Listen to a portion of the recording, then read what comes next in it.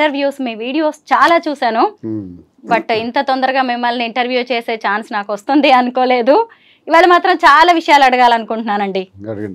పర్వాలేదా? ముందుగా ఇక్కడి నుంచి స్టార్ట్ చేస్తాను. మాధురి గారు, మీరు కొత్త బిజినెస్ ఏదో స్టార్ట్ చేయబోతున్నారంట హైదరాబాద్లో, అది కూడా శారీస్ బిజినెస్. దాని గురించి ముందు మాట్లాడుకుందాం. నేను ముందు నుంచి నాకు శారీస్ బిజినెస్ మీద కొంచెం ప్యాషన్ ఉంది. నాకున్న ఈ ఫ్యాషన్లో ప్యాషన్ గమనించి శ్రీనివాస్ గారు నన్ను ఎంకరేజ్ చేశారు. శ్రీనివాస్ గారు ముందు నుంచి కూడా మైనింగ్ బిజినెస్.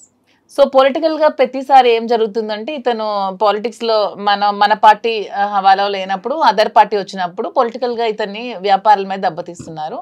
సో మైన్స్ అన్ని దెబ్బతీస్తారు. ఇదే విధంగా ఈ ఎలక్షన్ కూడా మేము ఓడిపోయిన ఈవినింగే మా మైన్ని క్లోజ్ చేశారు. ఆల్మోస్ట్ 60 crores వరకు మేము లాస్ అయిపోయాం. బిజినెస్ పరంగా కంప్లీట్గా లాస్ అయ్యాం. సో అలాంటప్పుడు శ్రీనివాస్ గారికి నాకున్న ఇంట్రెస్ట్ని గమనించారు. అతను కూడా నేను రిక్వెస్ట్ చేయడం జరిగింది, రాజా ఇలా నేను శారీ షాప్ పెడదాం అనుకుంటున్నాను, కొంచెం మీరు ఎంకరేజ్ చేయండి అని అడిగిన వెంటనే నాకు ఒప్పుకున్నారు. సో తప్పకుండా అపార్ట్ ఫ్రమ్ ద పాలిటిక్స్ ఒక 10% 20% నీ కోసం టైం స్పెండ్ చేసి నీకు సపోర్ట్ చేస్తాను, పెట్టు అని నన్ను ఎంకరేజ్ చేశారు. సో March 3rd హైదరాబాద్ మదీనాగూడలో ఫస్ట్ బ్రాంచ్ అయితే స్టార్ట్ చేస్తున్నాం, కాంచీపురం వకులా సిల్క్స్ అని. సో ఇది కూడా ఏంటంటే, నాకు ముందు నుంచి శారీస్ అంటే ఇంట్రెస్ట్. ఈ ఫీల్డ్లో నేను ప్రతిసారి చాలా షాప్స్కి వెళ్ళి శారీస్ పర్చేస్ చేస్తూ ఉండేదాన్ని. అప్పుడు ఒకటి గమనించాను ఏంటంటే, వీవర్స్ ప్రైస్ కంటే కూడా రిటైల్స్లో ఎక్కువ ప్రైస్ పెట్టి అమ్ముతున్నారని.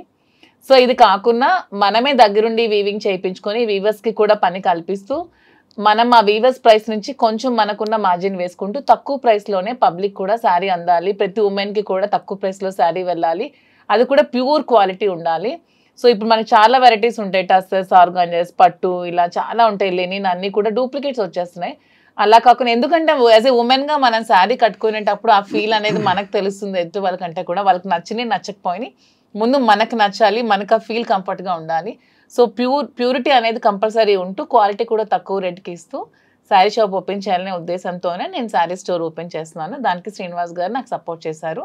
దాని పేరు కాంచీపురం వకులా సిల్క్స్ అని మేము పెట్టుకున్నాం. అయితే మాలాంటి మిడిల్ క్లాస్ విమెన్ కూడా వచ్చి షాపింగ్ చేయొచ్చు అన్నమాట. ష్యూర్, మిడిల్ క్లాసే కాదు, బిలో మిడిల్ క్లాస్ కూడా వచ్చి చక్కగా మాధురి మేడం దగ్గరకు వచ్చాము, మేము వెళ్ళాము, మాకు తక్కువ ప్రైస్కి ఇంత మంచి క్వాలిటీ శారీ వచ్చిందని ఫీల్ అవుతూ కస్టమర్ ప్రతి ఒక్కరు కూడా వెళ్తారు. అండ్ మెయిన్, నేను నా శారీ షాప్కి బ్రాండ్ అంబాసిడర్ నేనే, నా షాప్కి నా బ్రాండ్ అంబాసిడర్ కస్టమర్స్ అనుకుంటున్నాను. ఎవరో హీరోయిన్స్కి, మోడల్స్కి పిలిచి డబ్బులు ఇచ్చి మోడల్ షూట్ చేసే బదులు నా కస్టమర్కే తక్కువ ప్రైస్ ఇస్తే వాళ్ళే నా బ్రాండ్ అంబాసిడర్స్గా ఉంటారు. వాళ్ళే 10 మందికి వెళ్ళి చెప్తారు మేడం దగ్గర తక్కువ కాస్ట్ శారీ ఉందని. So public are my brand ambassador, మా కస్టమర్సే నా బ్రాండ్ అంబాసిడర్. శ్రీనివాస్ గారు చూసారు అసలు ఆ కాన్ఫిడెన్స్ లెవెల్స్. శ్రీనివాస్ గారే నా కాన్ఫిడెన్స్. అసలు అతను నా పక్కన ఉంటే నేను చాలా కాన్ఫిడెంట్గా ఉంటాను. కాదు, చీరలు చూడడం కంటే కూడా ఆవిడని చూడడానికి వచ్చే వాళ్ళ కస్టమర్స్ సంఖ్య ఎక్కువగా ఉంటుందో ఏంటో. ఇప్పుడు మీరు మధ్యతరగతి అని అడిగారు కదా, మా కాన్సెప్ట్ కూడా ఏంటంటే సరసమైన ధర. ఇప్పుడు నేను చూస్తున్నాను, నాకైతే నాలెడ్జ్ లేదు ఈ సారీస్ మీద, పట్టు సిల్క్స్ మీద. తినుకున్నటువంటి ఎక్స్పీరియన్స్, ఆ ప్యాషన్ అన్నది ఎందుకు ఎక్స్పోజ్ చేయకూడదు, ఇది బిజినెస్లో ఎందుకు మనం 10 మందికి ఉపయోగపడకూడదు అనేది ఆలోచించి మగ్గాళ్ళ దగ్గరికి మేమే స్వయంగా వెళ్ళి ఒక 5-6 నెలలుగా ఈ ప్రాక్టీస్ చేస్తున్నాం. వారణాసి నుంచి ఇక్కడ బెంగళూరు వరకు చాలా ప్రాంతాల్లో, ముఖ్యమైన ప్రాంతాలన్నీ కాంచి కానీ, ధర్మవరం కానీ, యాడికి కానీ, ఇలాంటి ప్రాంతాల్లో మగ్గాల వద్దకు వెళ్ళి వాళ్ళు నేస్తున్నటువంటి ఆ చీర, ఆ క్వాలిటీ ఏదైతే ఉందో దానికి సరైనటువంటి ధర వచ్చే విధంగా. ఎందుకంటే మగ్గందారుడికి కూలే మిగులుతుంది, ఎవరైతే కొంటున్నారో వాళ్ళకి 6 నుంచి 7 రెట్లు ధర పలుకుతుంది కస్టమర్కి. ఈ చీరల వ్యాపారంలో నష్టపోతున్న వాళ్ళు 1 మగ్గందారుడు నేతన్న, 2 కస్టమర్. వీళ్ళకి న్యాయం చేయాలి. అందుకే నేను డైరెక్ట్ మగ్గందారుడి దగ్గరికి వెళ్ళి నీకు న్యాయంగా అయినటువంటి ధర ఇప్పిస్తాం కాబట్టి నువ్వు అవన్నీ మాకు అందించని చెప్పడం జరిగింది. వాళ్ళు అవన్నీ కూడా మగ్గాల ద్వారా చాలా సేకరించుతాను. నేనేం చెప్తున్నానంటే, నాణ్యత ప్రాధాన్యత, నాణ్యతే మా ప్రామాణికం. Quality is our predominance. దీనిని ఎప్పుడు కూడా మనం మైండ్ నుంచి తీయకూడదు. ఎందుకంటే వ్యాపారం చేసిన తర్వాత వ్యాపారం పెట్టినవాడు ఎవరో తెలుస్తుంది, వ్యాపారం ప్రారంభించిన తర్వాత ఎక్కడైనా సరే.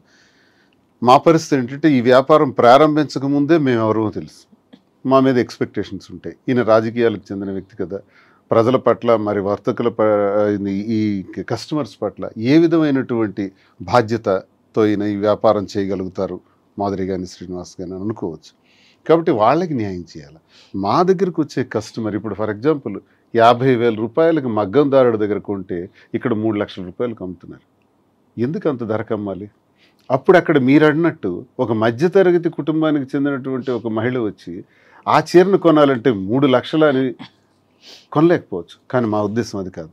ఆ 50,000 రూపాయల చీరని ప్రాఫిట్స్ అలాగే మెయింటెనెన్స్ అన్నీ కలుపుకొని ఒక సరసమైన ధర, ఒక రీజనబుల్ ప్రైస్కి అంత కాస్ట్లీ చీర కూడా అందించాలి. ఏదైతే అంత ఖరీదు పెట్టి జూబ్లీ హిల్స్లో కొంటున్నారో అదే చీరని అదే జూబ్లీ హిల్స్లో కానీ అదే మదీనాగూడలో కానీ హైదరాబాద్లో ఎక్కడైనా సరే ఒక రీజనబుల్ ప్రైస్కి అందించాలి. కస్టమర్ అనేవాడు మన దగ్గరికి వచ్చాడంటే సంతృప్తితో అతను బిల్ పేమెంట్ చేయాలి. కళ్ళల్లో బాధ ఉండకూడదు. అరే నేను ఈ ప్రైస్ ఇంత ఎక్కువ ఇచ్చానే అన్న ఫీలింగ్ ఉండకూడదు. మనం వాళ్ళ సంతృప్తిని చూడాలి అన్నది మాకున్న ప్రజా సంబంధాల కారణంగానే ఈ అభిప్రాయం కూడా ఉంది మాకు. ఆ అభిప్రాయంతోనే బిజినెస్ చేయటం జరుగుతుంది తప్ప లాభాపేక్షతోని ఇందులో ఏదో సంపాదించేయాలని కాదు. అలా చేయాలనుకుంటే చాలా వ్యాపారాలు ఉంటాయి, ఇందులోకే రావాల్సిన పని లేదు. తనకున్న ప్యాషన్ పట్ల ఈ వ్యాపారం చేయటం పట్ల ఆమె ప్రతి స్త్రీకి తనకు ఒక అవగాహన ఉంది. పొట్టిగా ఉన్నారా, పొడవుగా ఉన్నారా, వీళ్ళు నలుపుగా ఉన్నారా, తెలుపుగా ఉన్నారా, ఎవరు ఎలా ఉన్నా నాతో చాలా మంచి మాటలు చెప్పింది. స్త్రీకి ఆభరణం చీర అని, ఆభరణాల కన్నా నిజమైన ఆభరణం చీర. ఆ చీర ఎలా ఉండాలి అన్నది సామాన్యులు ఒక కవి కూడా చెప్పారు. సామాన్యుడైన కూలి పనికి వెళ్ళే స్త్రీ అయినా సరే ఎవరికైనా చీర ఇచ్చే అంత అందం ఏది ఇవ్వదు. కాబట్టి ఆ చీరని అందరికీ అనుకూలంగా ఉండేటట్టు ఏ చీరని తయారు చేసి పెడితే ఈ షాప్లో ఆ అందాన్ని తెచ్చిపెట్టగలం అన్నది ఒక పెద్ద స్టడీ చేసింది. స్టడీ చేసి ఇవన్నీ చేసింది. తన కష్టం ఎక్కువ. నేను బ్యాక్డ్రాప్లో ఆమెకు పూర్తిగా సపోర్ట్ ఇస్తున్నాను. ఈ బిజినెస్లో ఇక్కడ ఒక 6 బ్రాంచెస్ కింద డెవలప్ చేసి ఇంకా అలాగే విజయవాడ, రాజమండ్రి, కాకినాడ, విశాఖపట్నం, బెంగళూరు ఇలా విస్తరిద్దామని, దీంతో పాటు జ్యువెలరీ కూడా మనకి బాగా అనుభవం ఉంది, దానిలో కూడా స్టార్ట్ చేద్దామని ఈ రంగంలోకి దిగటం జరిగింది. అసలు మైనింగ్ బిజినెస్ ఎక్కడా, చీరల బిజినెస్ ఎక్కడా? చీరల గురించి మీరు ఎంత అద్భుతంగా చెప్తున్నారు. అదే నేను ఇప్పుడు అడగబోతున్నాను. యాక్చువల్గా ఎందుకంటే స్త్రీకి నిజమైన ఆభరణం చీర అని నేను అంటూ ఉంటాను. సో శ్రీనివాస్ ఉమెన్ పొట్టిగా ఉన్నా, పొడుగ్గా ఉన్నా, నలుపుగా ఉన్నా, లావుగా ఉన్నా, ఎలా ఉన్నా ఉమెన్ అంటే అందం అంతే. ఈవిడేనా మిమ్మల్ని మార్చేసింది? చీరల గురించి కూడా మాట్లాడేలాగా ఈవిడే కదా. ఇంతవరకు రాళ్ల గురించి మాట్లాడేవాడు, రాళ్ళు రప్పల గురించి మాట్లాడేవాడు. వరల్డ్ క్లాస్ మెటీరియల్ గ్రానైట్ లో నాకు మంచి పేరు ప్రఖ్యాతులు ఉండే ఐకాన్ బ్రౌన్ అని. ఎక్స్పోర్ట్స్ 20 years గ్రానైట్స్ ఎక్స్పోర్ట్స్ లోనే ఉన్నాను. వ్యాపారం గురించి తెలుసు, ఫినాన్స్ అప్ అండ్ డౌన్స్ తెలుసు, ఇవన్నీ తెలుసును. కానీ దీని గురించి నాకు చీరల పట్ల అవగాహన లేదు. ఈ మధ్యకాలంలో ఈ 4-5 months నుంచి ఎక్కువగా నేను చూస్తున్నాను. మగ్గాల దగ్గరికి వెళ్ళటం, వాళ్ళు చూడటం, వాళ్ళు పడే కష్టం, ఇందులో నాణ్యత, ఇవన్నీ చూస్తూ నేను ఒక కంక్లూజన్కి వచ్చాను. మనం ఈ బిజినెస్ ఈ రకంగా చేయాలి, ఇది బ్రెయిన్లో పెట్టుకున్నాను. తప్పకుండా సక్సెస్ చేస్తాం. తప్పకుండా న్యాయమైన ధర, సరసమైన ధర వస్తుంది. దానికి నేను ఎప్పుడు కూడా ఆ విధంగా ఆలోచిస్తాను. వ్యాపారం విషయంలో చేద్దాం. ఇప్పుడు ఈ వ్యాపారం చేయకూడదని ఏముంది? ఇది నేరం కాదు. చాలామంది అంటుంటారు దువ్వాడ శ్రీనివాస్ ఆఖరికి ఇలా ఆలోచిస్తున్నాడా, పొలిటీషియన్, అగ్రెసివ్గా మాట్లాడే పొలిటీషియన్, ఎవరినైనా ప్రశ్నించేవాడు, ఎంత దీనిగా ఉండేవాడు. ఏం తప్పే ఉంది? మాధురి కోరికను వాలంటైన్స్ డే సందర్భంగా నాకు ఇది కోరుకుంది, నేను నా ఫ్యాషన్ పట్ల నాకున్న ఈ ప్యాషన్ని మీరు సహకరించండి అనేటప్పుడు నేను మాట ఇచ్చాను. తప్పకుండా తను ఈ బిజినెస్లో సక్సెస్ అవుతుంది. వచ్చే వాలంటైన్స్ డే నాటికి తప్పకుండా 6 branches ఫినిష్ అవుతాయి. ఇతర ఆంధ్రప్రదేశ్లో కూడా కొన్ని బ్రాంచెస్ వస్తాయి. ఒక విమెన్ ఎంటర్ప్రెన్యూర్గా ఒక మంచి ప్లాట్ఫామ్ మీద నిలబడుతుంది.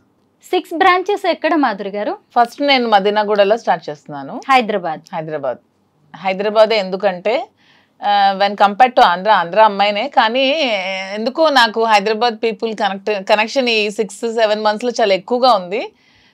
మ్యాక్సిమం హైదరాబాద్ ఎవరికైనా సరే లైఫ్ ఇస్తుంది, బతకడానికి వచ్చే వాళ్ళకి చాలా మందికి. సో నాకు ఎక్కువ ఫ్యాన్స్ కూడా హైదరాబాద్లోనే ఉన్నారు. తెలంగాణ వాళ్ళే చాలా ఎక్కువ ఉన్నారు. నన్ను ఆదరిస్తున్నారు, అర్థం చేసుకున్నారు, సపోర్ట్ చేస్తున్నారు, నన్ను ప్రేమిస్తున్నారు, నన్ను కలవాలని అడుగుతున్నారు, నన్ను కలుస్తున్నారు, చాలా సపోర్ట్ చేస్తున్నారు. సో ఎందుకు ఫస్ట్ హైదరాబాదే చూస్ చేసుకోకూడదని ఆలోచించుకొని హైదరాబాద్ ఫస్ట్ చూస్ చేసుకున్నాను. అండ్ ఉమెన్ ఎంటర్ప్రెన్యూర్ ఎదగడానికి హైదరాబాద్ మంచి అవకాశం ఇస్తుందని నేను బాగా స్ట్రాంగ్గా నమ్ముతున్నాను. ఎందుకంటే when compared to Andhra, Hyderabad people are well matured. కొంచెం అంటే ఫ్యాషన్ పరంగా కూడా కొంచెం ఈ culture when compare to Andhra కొంచెం ఇది డెవలప్డ్గా ఉంది. సో ఫస్ట్ బ్రాంచ్ మదీనాగూడలో స్టార్ట్ చేసి నెక్స్ట్ బ్రాంచ్ జూబ్లీ హిల్స్లో స్టార్ట్ చేసి ఇంకొక బ్రాంచ్ వేరే దగ్గర ప్లాన్ చేస్తున్నాం. తర్వాత నెక్స్ట్ ఆంధ్ర వైజాగ్లో కూడా పెట్టాలి, విజయవాడలో, రాజమండ్రిలో ఇలా కూడా పెట్టాలనే ఆలోచనలో అయితే ఉన్నాము. నాకైతే ఉమెన్ ఎంటర్‌ప్రెన్యూర్‌గా ఎదగాలని ఉంది. నాకే కాదు, ప్రతి ఉమెన్కి ఇదే చెప్తున్నాను. ప్రతి ఒక్కరు కూడా మీరు మెయిన్ డిపెండ్ అవ్వడం మానేసి మీకు ఎర్న్ చేసుకుంటూ ఇండివిజువల్గా బతకడం నేర్చుకోండి. తర్వాత మీరు పెళ్ళిళ్ళు చేసుకుంటారో ఏం చేసుకుంటారో మీకు నచ్చిన బట్టి బతకండి, కానీ ఫస్ట్ అయితే మీరు ఇండిపెండెంట్గా బతకడం అయితే నేర్చుకోండి, ఎవరి మీద ఆధారపడకండి. నిజంగా మీ శారీస్ కలెక్షన్ చాలా బాగుంటుంది. Thank you. మీ సెలెక్షన్ కూడా బాగుంటుందని దాన్ని చూస్తుంటేనే అర్థమవుతుంది. ఒకరోజు మీరు ఒక వీడియో చేశారు మీ యూట్యూబ్ ఛానల్. ఆ వీడియో కూడా నేను జస్ట్ 2 hours లో చేశాను. ఆ వీడియో నేను చాలా సర్ప్రైజ్ అయ్యాను. అంతా చూస్తే మీరు ఒకే రోజు చేసిన వీడియో లాగే అనిపించింది. 1 day లో 2 hours లో చేశాను. జస్ట్ 2 hours లో జస్ట్ చేశాను. అది శ్రీనివాస్ గారు జస్ట్ ఇలా బయటకి ఎక్కడికి వెళ్ళి వచ్చే లోపు 2 hours లో కంప్లీట్ చేశాను. యూట్యూబ్ వీడియోస్ కూడా ఎందుకు స్టార్ట్ చేశానంటే నాకు ముందు నుంచి కూడా పబ్లిక్ దగ్గర అవడం ఇష్టం. ఆ విధంగానే డాన్స్ స్కూల్ స్టార్ట్ చేశాను. పిల్లలకి డాన్స్ చెప్పడం, ఉమెన్ కి డాన్స్ చెప్పడం, ఎక్కువ నాకు గ్యాదరింగ్స్ ఉమెన్ తో ఎక్కువ క్రౌడీ పీపుల్ తో ఉండడం నాకు ముందు నుంచి ఇష్టం. ఆ విధంగానే పాలిటిక్స్ లోకి వచ్చాను.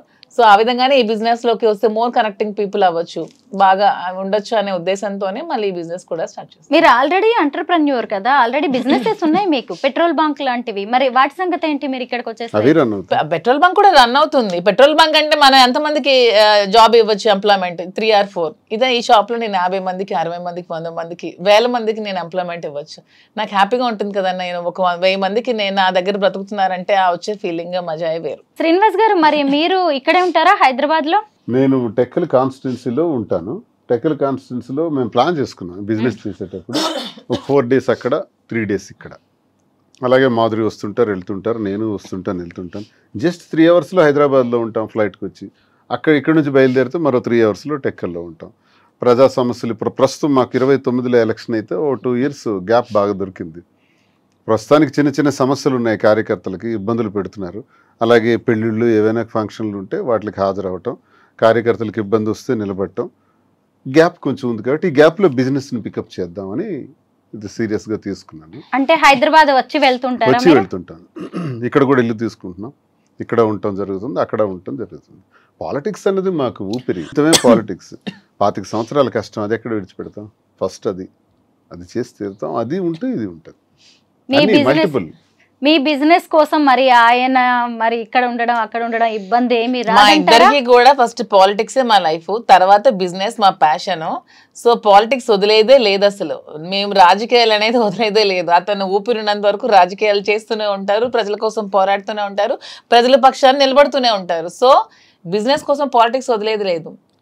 ఎంతమంది బిజినెస్ చేస్తూ పాలిటిక్స్ చేయట్లేదు, ఓన్లీ పాలిటిక్స్ చేస్తే మేము ఎలా బ్రతికేది? మాకు బ్రతకడానికి కూడా ఉండాలి, మాకు నమ్మి వచ్చిన కార్యకర్తను కూడా మేము బ్రతికి పెట్టే విధంగా ఉండాలంటే మేము కూడా బిజినెస్ చేయాలి, చేస్తూ పాలిటిక్స్ చేయాలి. కాబట్టి 2 బ్యాలెన్స్ చేసుకోగల సత్తా మాలో ఉందే కాబట్టి మేము కాన్ఫిడెంట్గా ఉంటూ ఈ నిర్ణయం తీసుకుంటూ బిజినెస్ చేస్తూ పాలిటిక్స్ చేస్తాం. 2 బ్యాలెన్స్ చేసుకోవాలి. మా ఉద్యోగాల్లో కూడా ఎంతో మంది నాతో ఉన్నటువంటి నిరుద్యోగులు, ఏ అవకాశం లేకుండా ఉన్న వాళ్ళు చాలా మంది ఉన్నారు, వాళ్ళందరినీ ఇన్వాల్వ్ చేస్తున్నాం.